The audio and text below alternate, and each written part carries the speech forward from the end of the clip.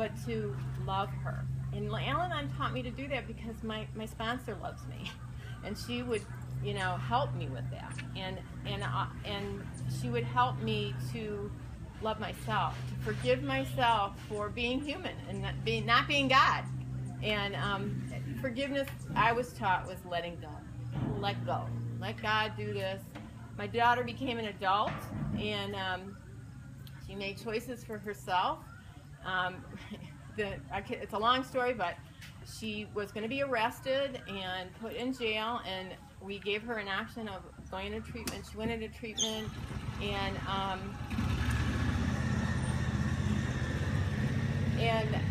the bottom line is that she took a fatal dose of heroin and died at the age of 20, and that happened last June, so not the 2014.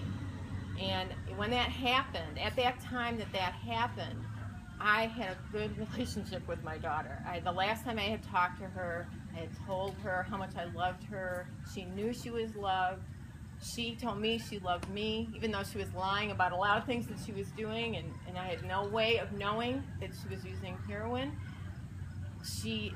I knew she loved me too, and that was what was you know, what I hold on to in terms of knowing that I am taken care of. You know, you know, it's hard to, because I think it is not so common that someone so young dies, but it's very common that people with this disease die, you know. And so, and everyone probably here has been touched by someone who has died, and it's kind of not understandable.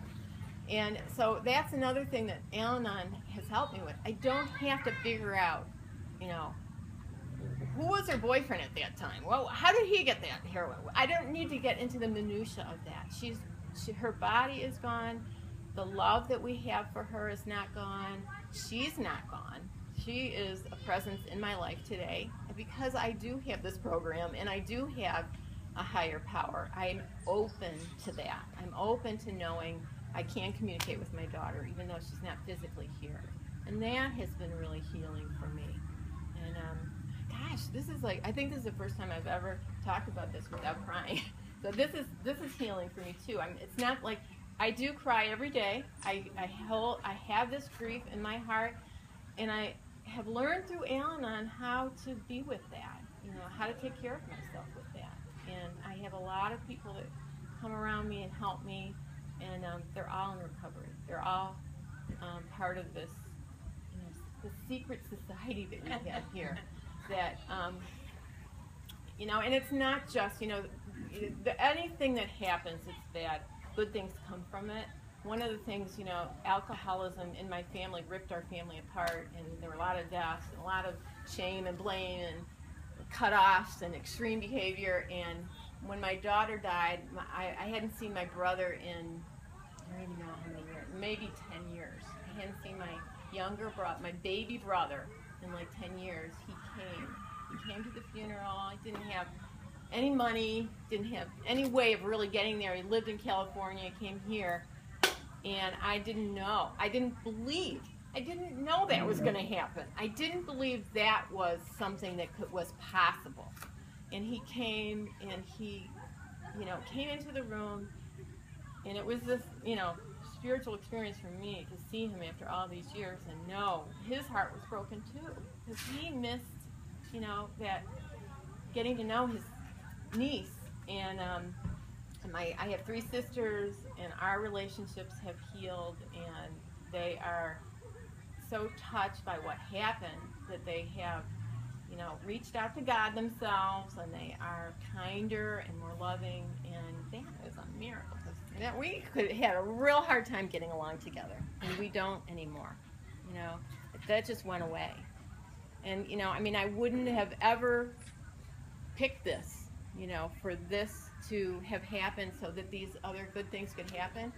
But the reality is, I don't have control over who lives or dies.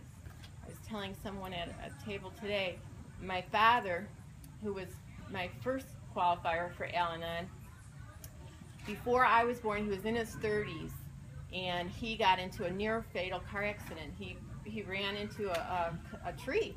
He was drinking, and his blood alcohol level was way high, and nobody thought he was going to live. And that was before I was born. He did survive, so I'm here right now because he did survive.